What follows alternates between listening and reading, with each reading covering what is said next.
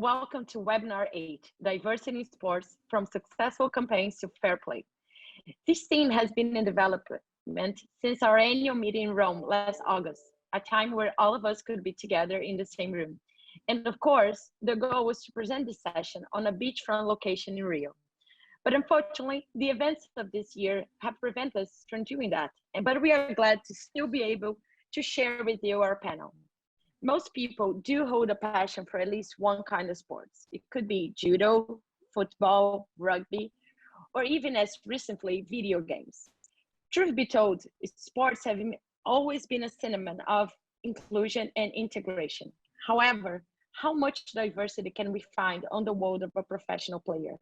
Either due to gender or race, the professional world of sports don't quite reflect the values that we hear about as kids when asked to join our colleagues on a friendly match of dodgeball. Throughout this session, our speakers will approach different forms of inequality, as well as new measures sometimes, even public standings, they are being taken in order to try to even the field just a little bit. From brands to antitrust policies, from cutting edge technology to gender testing rules. However, before we dive in the academic world, I would like to start this panel inviting you all to hear the words of the first transsexual professional volleyball player in Brazil, Tiffany Abreu. Tiffany started playing volleyball in the men's league, and after her gender transition, she switched to the women's in 2017 upon authorization from the International Volleyball Federation. Since the cities have resumed their training in 2020, Tiffany is sadly not able to join us today, but I'd like to take this time to publicly thank her for taking the time to send us the video. Enjoy! Oi, gente. Boa tarde a todos. Eu sou Tiffany Abreu, sou a primeira mulher transexual do esporte brasileiro e da Superliga Brasileira Feminina de Voleibol. Estou muito grata de poder estar aqui hoje falando com vocês e poder contar um pouquinho do que eu passo no dia a dia, né? É muito importante que a mulher transexual tenha o seu espaço também no esporte, tenha essa inclusão no esporte e que também existe políticas públicas voltadas para a comunidade LGBT e transexuais no esporte, né? Porque muita gente confunde e fala que nós temos vantagem, sendo que nós temos uma desvantagem, porque nós mulheres transexuais cansamos muito mais rápido, temos problemas físicos muito mais rápidos, não conseguimos recuperar tão rápido como as outras meninas, então a gente tem uma dificuldade muito maior de estar no alto nível junto com elas, né? E muita gente só nos critica e tenta nos derrubar, tenta nos tirar de lá, alegando biologia que não existe, alegando que nós fomos cuidados na testosterona, e isso nada é verdade. O nosso passado não interfere no nosso presente atual, e precisamos de políticas públicas voltadas para o esporte, para a inclusão, porque o preconceito ainda está aí. Muitos clubes deixam de contratar por esse preconceito, né? Então nós precisamos que abra as portas para a mulher transexual, que elas possam praticar o esporte. O esporte é para todos, o esporte não é só para um e para outro, não é para todos. Todos nós temos direito. Desde que você esteja nas regras e nas leis da competição, você tem que sim ser incluída. Obrigado a todos e tenham bom congresso. Moving forward, I have the pleasure to introduce our first speaker, Lorenzo Lita. Lorenzo, he is a lawyer by the University of Rome and also by the University of Salamanca and University of Madrid. He has a Master of Law in Intellectual Property by the Italian Trade Commission High Institute for Economy and Finance of the Italian government, and a Master in Corporate Law by the University of Rome. He is now a Chief Business Officer at Brandit, based on Zurich, Switzerland. Before that, he was a partner of Sferins in Rome, a partner as well in Società Italiana Brevetti, and of counsel at De Simone and Partners.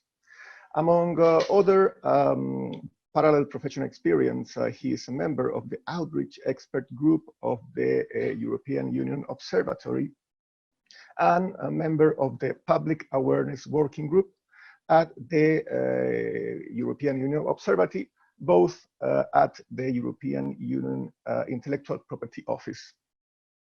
He has also an extensive experience in law and sports, including his legal advisory on soccer's player contract at Player Management, Pagliari and Mineri. He has been a research assistant and adjunct professor at the University of Rome and visiting professor in several Italian universities. Lorenzo is the author of quite a lot of articles related to sports and IP, and a frequent speaker in law conference. Please, Lorenzo. Thank you very much, Antonio, for this introduction. I would like to go straight to the topic of today, and I will try to share my screen.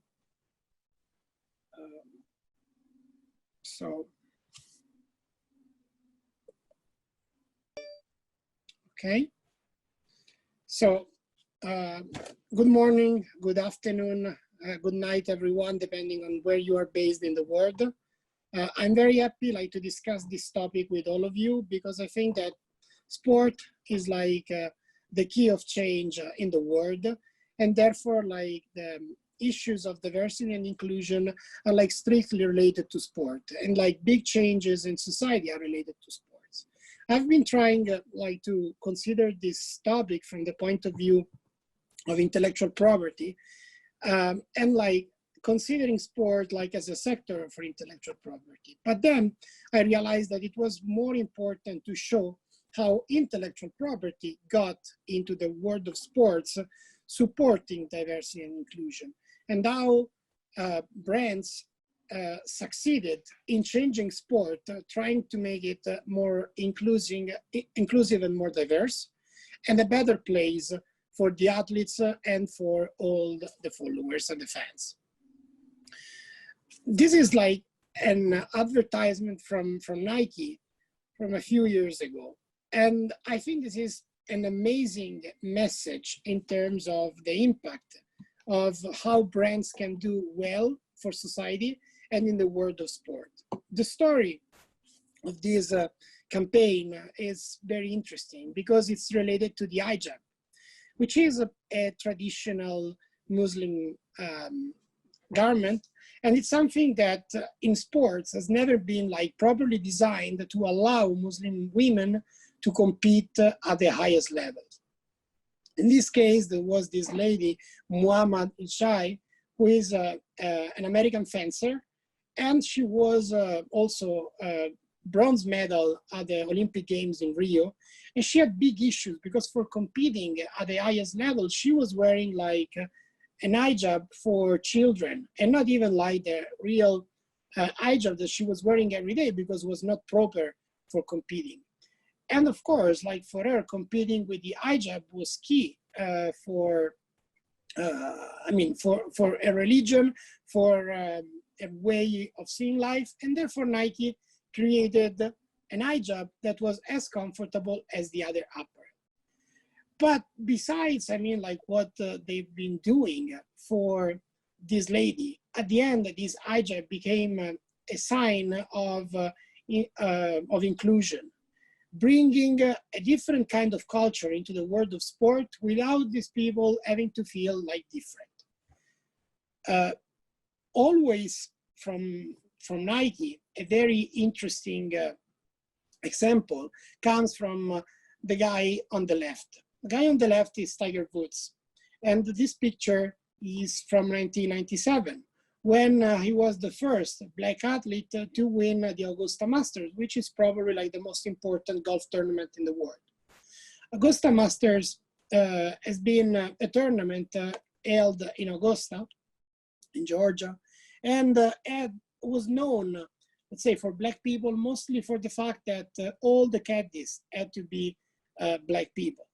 So it was not possible to any Black person to become a member of the club, nor to participate to the tournament. And this happened until the 70s, when the guy on the left that Tiger Woods is hugging in the picture participated as the first black person to participate to this tournament. When in 1997, Tiger Woods succeeded to win a few years after that Augusta opened to black people, Nike really supported his participation and favored like this meeting with the first black athlete to participate. This has been a tremendous change, and like all the things that are happening in these weeks, in particular in the US, but all around the world with the movement of Black Lives Matter, it's very connected to this, because Augusta Masters is considering to bring away the word Masters from the name and keeping of the tournament and keeping just Augusta. Parallelly, a tremendous change happened like in the 70s, when the guy holding the trophy of the winner of Wimbledon in the picture on the right, who is Arthur Ashe, as many of you may recognize him, succeeded not only in becoming the first black athlete to win Wimbledon, but he was also a champion in bringing the good message of sports, the values of sports, and fighting apartheid. And since he was quite considered and listened within the ATP, which is the Worldwide Tennis Federation, he succeeded in keeping South Africa outside of it and pushed for that so much because of what was happening with apartheid.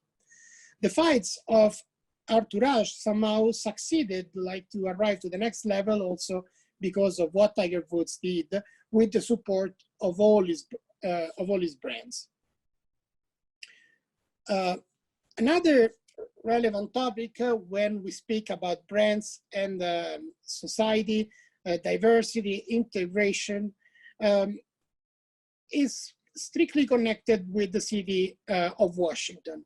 And we go back to the 90s, when the NBA team of Washington was called the Washington Bullets. And Washington Bullets was like the name of the team, has been the name of the teams for decades. Until something happened in 1995, when the Prime Minister of Israel, Rabin, was killed by a gunshot. And the president of the Washington Bullets, a guy called Paulin, was also a personal friend of Rabin. And he was always complaining about the gun fights that were happening in the city of Washington, D.C., because of fights between the gangs and fights connected to drugs. So he went to the press and said, Bullets cannot be anymore the name of a basketball team. It's not appropriate anymore. This was a tremendous chase from a trademark perspective because the president surprised everyone.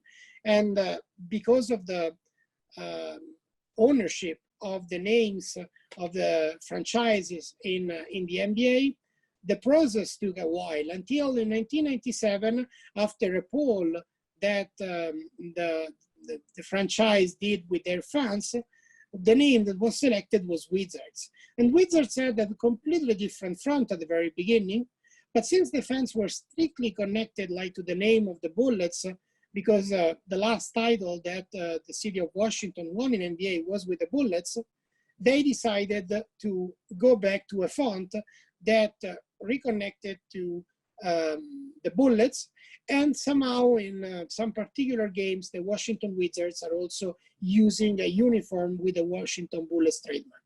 So the trademarks are staying, but like there is a strong message of underlining the impact of what's happening in society with their brands. And then we move to something that is very recent. I mean, in the month of July of 2020, after many years of complaints by the Native American community in the United States, they were against, again, the city of Washington, like for the team of the Washington Redskins. And after, different kind of campaigns against the use of this trademark and name of the team, the Washington Redskins decided in July 2020 to change their name into something different. We still don't know which is going to be the name of the Washington Redskins. For sure, it should be available at the beginning of September, when the next NBA season is supposed to start, if COVID allows it. But has been like the latest big change. And this is also a consequence of what's happening in the US with the Black Lives Matter campaign. And then, yeah, I'm European, I'm Italian, and from many of you should be, how can I say, like normal for an Italian to speak about football or about soccer, whether you are in the States. I decided not to speak about football because for sure, there are so many examples, good examples of football, soccer, with diversity and inclusion, the big campaign against racism of the European Football Association, UEFA, and many other things. But I think that the strongest message concerning inclusion that we had has been the Women's World Cup of football of last year, because it's been a tremendous event not only from a public perspective, because for the first time in countries where football is like a religion, like Italy or Brazil or Spain, for the first time, the World Cup went live on the main television and many people could follow the Women's World Cup. But also because people realized the huge potential that there is from a trademark perspective, from a sponsor's perspective, and how women's sports are at the same level of men's sport, at least in the way in which they have to be approached and considered by the sponsors and by brands. So I would say that the World Cup of last year is more a message of hope for the future, of inclusion and support by the brands to the world of sport, in a way that diversity and inclusion can become a way, something that is normal. We don't have to think about diversity and inclusion because it's normal that diversity and inclusion are part of the game. With this, I thank you, everyone. There is my email address in case anyone would like to reach for any specific question.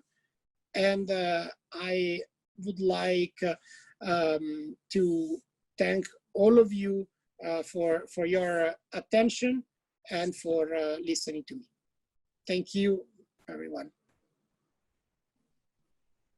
Thank you, Lorenzo, for this quite interesting speech, enlightening us how brands and sponsor can boost in some way changes in sports, in the sports field, increasing the diversity and inclusion, and how the sports can influence the whole society, valorating those values. Thank you very much. Moving forward, I am glad to introduce THILO PACHMANN for the second speech of this panel. THILO, he is attorney at law and doctor of law by the Faculty of Law at Zurich University. He's a partner at PACHMANN Attorneys at Law. He's a lecturer at Zurich University for the LLM in International Sports Law. He's the author of several articles related to sports law. He is an old friend of AIJA. He was president of the Sport Law Commission and national representative and part of the executive committee here at AIJA. Finally, he is judoka, third dan, and vice president of the Swiss Judo and Jiu-Jitsu Federation in the past, so be aware. THILO, please. Thank you very much for this very kind introduction, Antonio. It's also been highly interesting to hear Lorenzo talking about all these inclusive moments the sport has given to the world. However, I would like to point to some more problematic issues in my presentation. I would like to talk, I hope you see now my, my screen, about gender diversity in sports law. Very interestingly, this has not only been a topic for female athletes, but also for men athletes. If we look back to shooting, for example, there were mixed shooting competitions also at the Olympics. But at a certain point in time, when the Chinese shooter Zhang Zhang won the Olympic gold medal, the IOC decided to stop with the mixed category, but to do separate categories for men and women. So they wanted actually to protect the man, even though there was actually no reason. So from a sports point of view, we have to think whether there is a good reason to separate everyone in different categories. This can be, of course, the case if we have fighting sports where smaller people are competing with heavier people. So we do different categories. It can also make sense in certain categories where men have a competitive edge due to their physique. So there is statistics. If we look at the world records, we see that men generally in sports where a lot of force is needed are better in weightlifting. They're 20 to 30% better in running disciplines or swimming. There is a 10 to 15% gap, and in endurance a 5% gap between men and women. And this is due to the fact that men and women have a different physique. Men are taller, they have more testosterone, they're heavier. They also have a bigger lung, they have a bigger heart in comparison to their body. I know the bigger heart is hard to understand for women, which always believe that they have bigger hearts than the man, but physically it is that way. So in those categories where there is differences, it makes sense, of course, to have those categories. And if we look at the Olympics, we've had a story from the very beginning that the International Olympic Committee looked at the protection of the female category.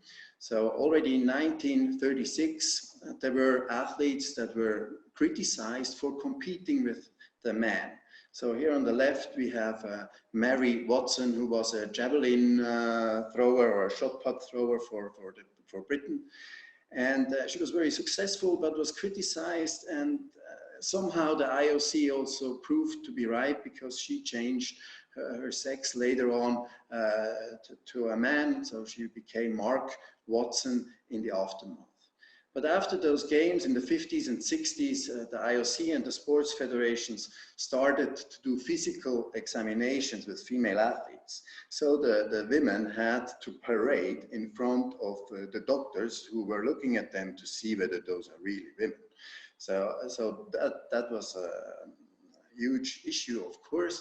And it was after a while also changed, because the doctors were not able to determine women that, for example, had higher levels of testosterone, that had a hyperandrogenism condition.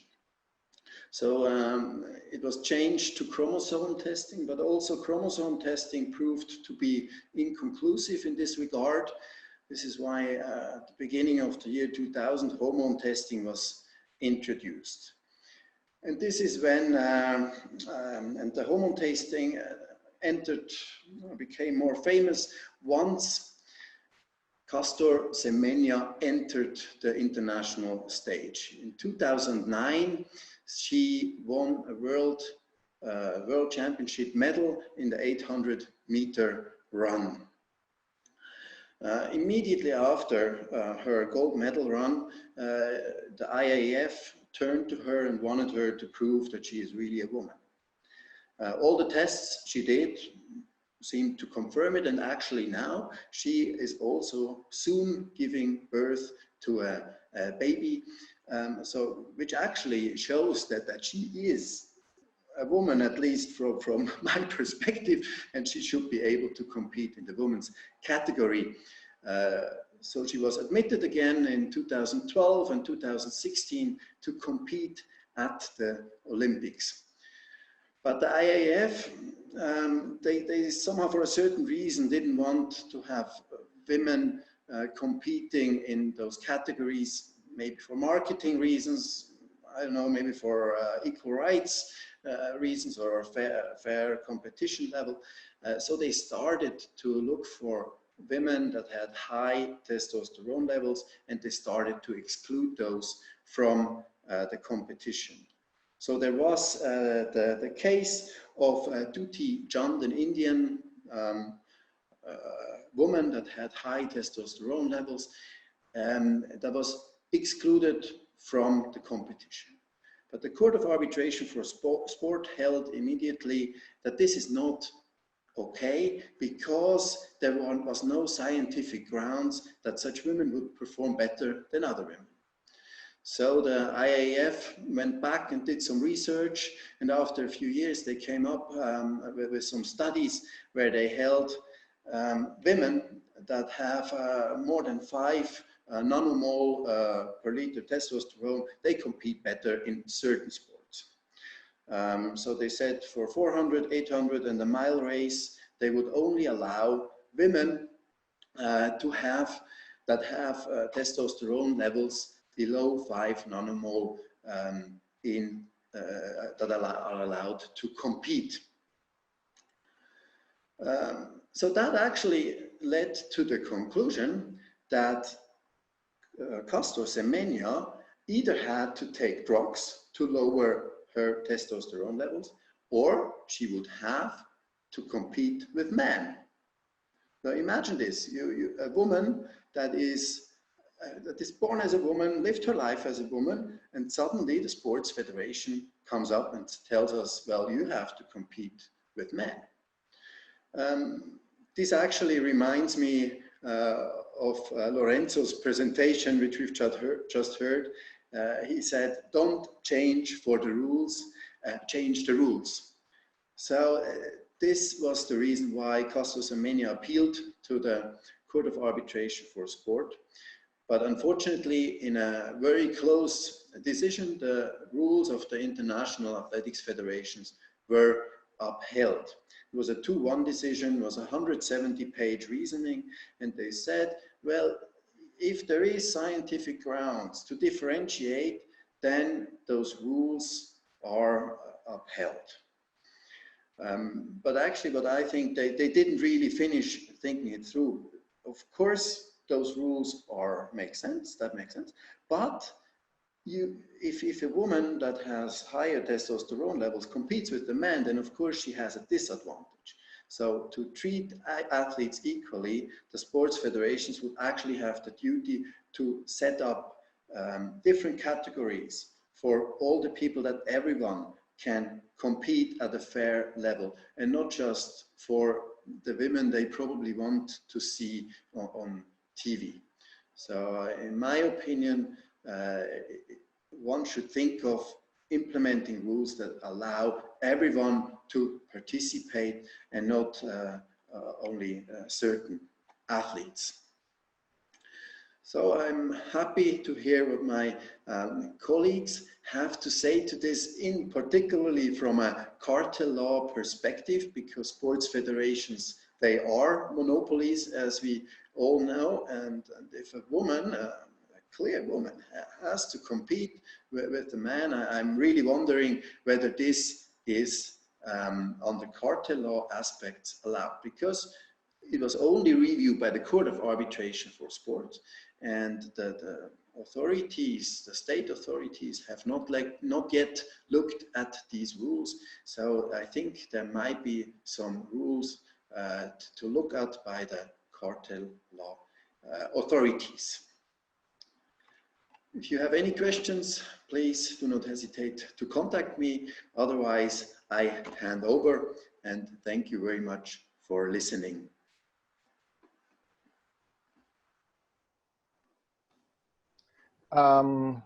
Thank you very much, THILO, for enlightening us about the treatment of the differences in athletes, in sports, and about the battle of Castor Semenya for not for adapting her for the rule, but as Nike said, for changing the rules. Thank you very much. Moving forward, I have the pleasure to introduce Carolina SAITO. Carolina, she graduated and holds a master's degree in constitutional law by the Pontifical Catholic University of Sao Paulo. And she is a PhD candidate in economic law by the University of Sao Paulo.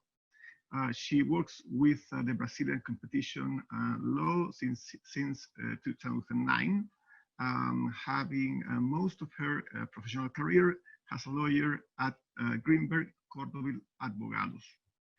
She was a consultant in the United Nations Development Program regarding the negotiation and signing of the cease and desist agreement by the Brazilian Competition Tribunal. She was a former civil servant at the Brazilian Competition Authority, and she is an author of articles related to economics and competition law.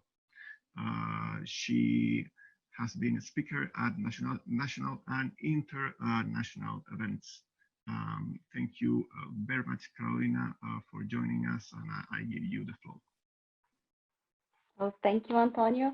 I'd also like to thank Luana and Isabel for the invitation. It's a pleasure to be here with you all. So good morning, good afternoon, and good evening. As Lorenzo mentioned, I don't know where you are, so please, I hope you are enjoying our presentations. So going to the topic, I'll start my presentation here. Just a second.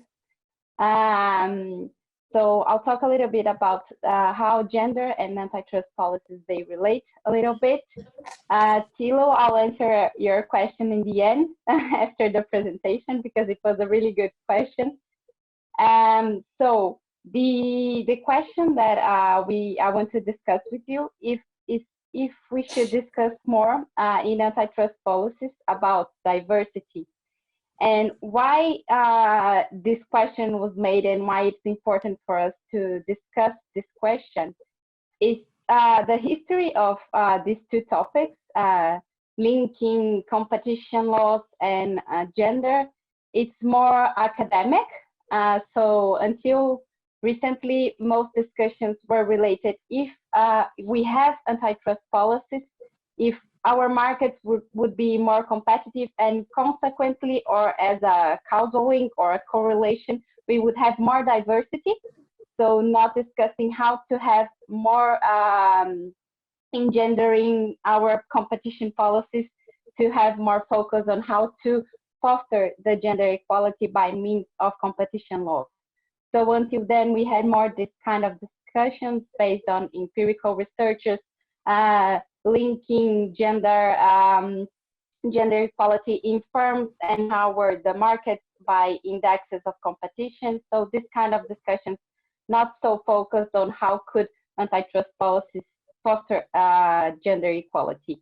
But in 2016, the Canadian Competition Authority got together with the OECD to discuss this topic. And then the OECD decided to discuss more with other countries about the subject. And in 2018, we had a really advance in this discussion. And then based on that, two economists, they created a menu of options based on studies of how competition authorities could act to foster the gender equality.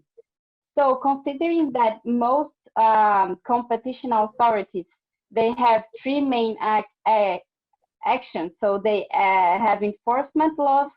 So as THILO mentioned, the cartels. So we fight anti-competitive practice. So this is what enforcement it has to do. So when we're talking about enforcement, what the OECD mentioned that competition authorities could do to foster gender equality could be focusing on how consumers, companies, or even the authorities act in the market. So when we are defining where and the violation happened, we could have a more focused policy. What does that mean? So if we're talking about sports, so THILO mentioned that we have these great big leagues that can be considered cartels. If we are discussing only male, like the NBA, we have some changes. We could try to understand how this could be affected in competition law. So I think one really important thing that we are discussing is about the gender price discrimination. So when we are talking about t-shirts, usually we have t-shirts for men and women, and because women are not usually not considered to be a huge fan of some sports, we have these t-shirts. They are not so expensive. They are more expensive for men. So in this, we call that it's based on the willingness to pay.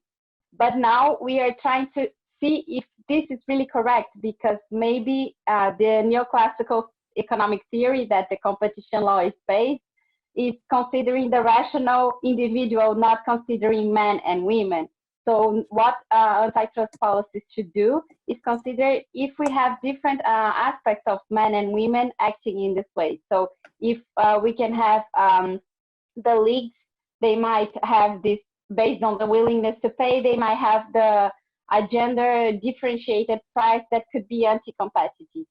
What THILO mentioned about another anti-competitive practice that we can discuss is really based on, we have some cases related to sports in which they discuss clauses that restrict the individual, the player, from act as he wishes or she wishes, because the player gives the rights to the league of how to negotiate brandings or how to decide where to play. So if the player can only play on NBA and not other leagues, or how this negotiation can be.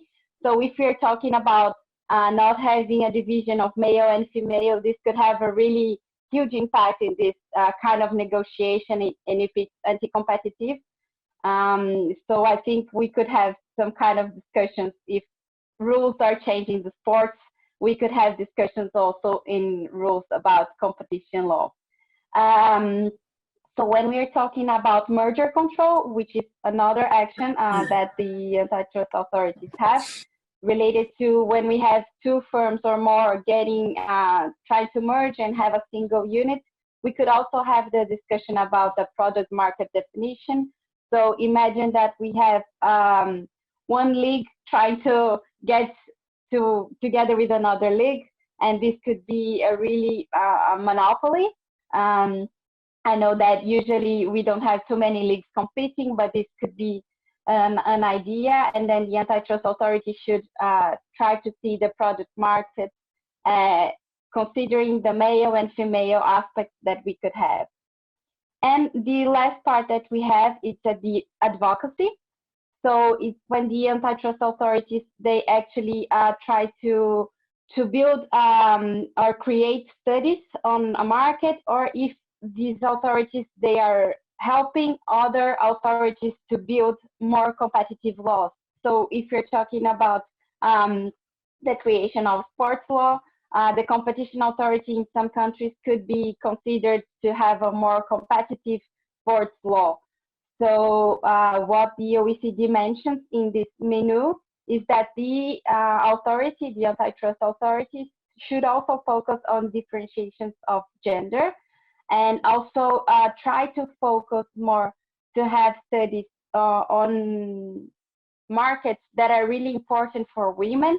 So it's not really related to sports, but they mention about infrastructure and also about financing markets, and also about like education and care that are really important for women to be in the market. So if we have these markets working well, women can work outside home.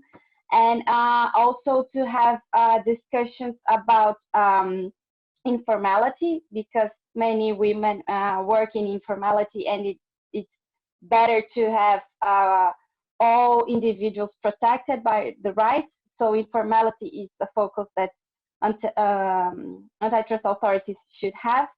And also discussing remedies, because when we have when we are forcing companies to do something in an enforcement or by the merger control that can be approved with some remedies that we call, so with some adjustments, these remedies should also consider the gender aspect. One thing that I think it's important for you to know is that by now, the discussion related to antitrust laws, they just focus on gender and not in diversity as a whole. So the antitrust authority focus on discussing all the markets. So we have markets related to disability products, but the focus on the studies until now we have are more related to gender, so not related to race, religion, age, or disability, or any other aspect of diversity that we discussed so far.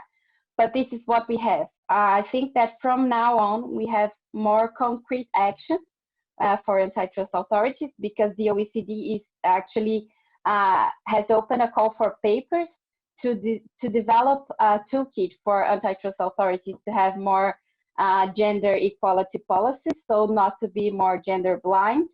And so I think we'll have some development in the future. I also leave here my comments, so if anyone needs to discuss any further topic about this or want to have any questions, please feel free to contact me. Thank you. I think you'll. Thank you, Carolina, for that great presentation, informing us how the practice of positive actions can influence antitrust public policies to enhance the gender equality, and how these values can help to develop a more competitive market. Thank you very much. And finally, I would like to introduce Boris Inderbitsin. And Boris studied law in Switzerland at the University of Lucerne and Neuchâtel, graduating with a bilingual double master degree. And early in his career, Boris realized that technologies have a major impact on society. As a lawyer, he specialized in information and communication technologies from the very beginning. In his function as Deputy Data Protection Officer of a multinational enterprise, his task was to develop a common denominator between relevant data security and data protection legislation in different countries. Since 2016, he has been working as a lawyer in a commercial law firm, specializing in information and communication technologies and data protection, subject matters that he will deal in the next presentation. Boris. Hello everyone and welcome.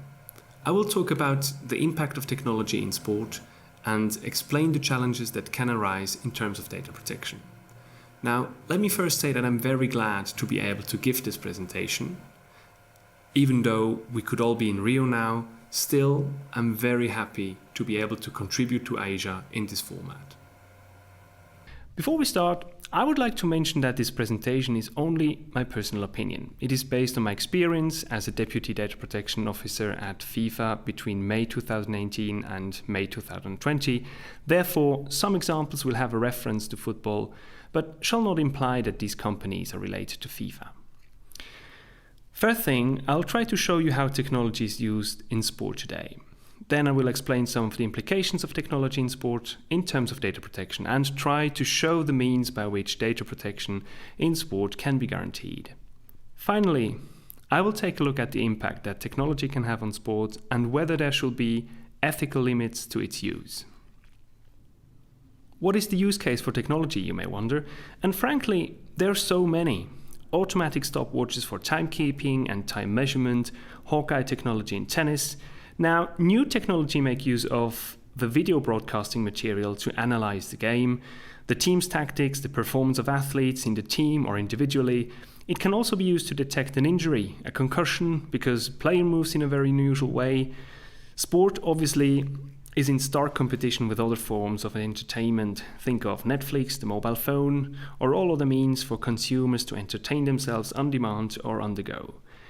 Because of this, sport competition organizers are exploring new forms of fan engagement and online fan interaction that raise the attractiveness of sport events in order to reach a larger audience.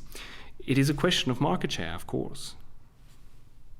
So let's have a closer look at a few different applications of technology, and let's start with the local position system. Teams use wearables that emit a signal captured by antennas around the pitch. They are much more accurate than GPS and allow the coaching staff to analyze in almost real time if their team is following the tactical instructions. They can see if a side of a team is particularly under pressure and if the other is not very engaged. They see how the average speed of the player is, how much distance they have run, whether they need to substitute a player sooner than originally planned. They can monitor the heart rate of players and notice if one player is unfit. Imagine that some teams even have an entire team of supervisors and analysts at their headquarters that analyze the tactics of their team and of the adversary in real time and shares their findings with the coaching staff directly on the sideline. Another interesting use case is the use of machine learning software, or artificial intelligence as it were, to analyze video broadcasting material for various uses. So, what happens in the background is that they analyze the actual material people see on the telly, which by the way means that the athletes don't have to wear any gadgets, and they don't only analyze the data, but also present the result with graphics that they include back into the broadcasting stream. In the example you see here, you can see that they indicate the next move of this basketball player, calculating the probability of playing the ball to a fellow teammate with X amount of probability. You can say that their algorithm understands the game. It's quite fascinating, I must say. Another cool way to use technology is limb tracking. Now, I think you immediately see that this is an example from FIFA. So the technology provider uses video material and runs its algorithm on it. Limb tracking technology recognizes people on the pitch and puts data points on them. Its primary use is to clearly determine the body parts during the game, and it's especially explored as a help to the referee to make offside decisions. This technology also allows for medical staff to receive alerts and notification if players make unusual movements that could mean that they have suffered unnoticed injuries, are feeling unwell, or are otherwise unfit. Coaches can decide to make tactical changes, substitutions, and so forth. Okay, now, this all sounds jolly cool and exciting, but there is of course data protection and a few more things to consider given the fact that all these athletes are human beings with their rights, privacy and dignity. If we take limb tracking as an example, it is clear to see that the data we use can be defined as biometric data because the algorithm is able to recognize faces and is soon going to recognize a player by the way this player moves. When limb tracking allows for discovering unusual movements of the player that could mean this player is injured, has suffered a concussion, or is unexpectedly too tired to finish the game, such data qualifies as medical data. One of the many questions when it comes to data protection is, of course, what is the legal basis for the processing of personal data? Should it be explicit consent, and is this consent really freely given? Or are players left with no choice? Is it just part of the game? Or can we say that players have manifestly made public their personal data because we can consider sport events to be public? One should also consider, whether it does matter from a data protection point of view, of course, that these athletes are paid professionals and are performing a show. The collected data relates to their form of physical competition and is processed for entertainment purposes. Maybe at this point you would like to know how we try to resolve these issues at FIFA, but the problem is FIFA set up as an association, and all the ramification with member associations adds a lot to the complexity. Therefore, I'd rather share with you how I approached things at FIFA, since I believe these are recommendations you can use in your professional environment too. And the first thing I'm going to tell you is put all your law books and paperwork aside, walk to the IT or technology department and talk to the people.